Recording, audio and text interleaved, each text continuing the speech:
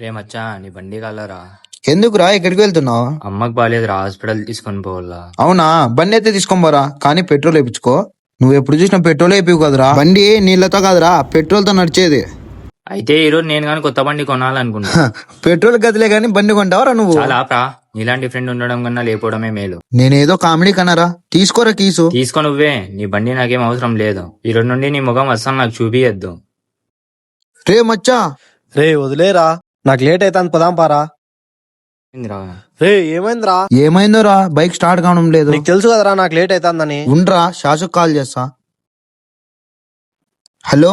ఇప్పుడు నువ్వు వానికంత ఇన్సల్ట్ చేసినావు, వాడు వస్తాడు అనుకుంటున్నావా నువ్వు? వాడు వస్తాడ్రా. హలో. వాడు రాడు కానీ నేను పోయిస్తారా.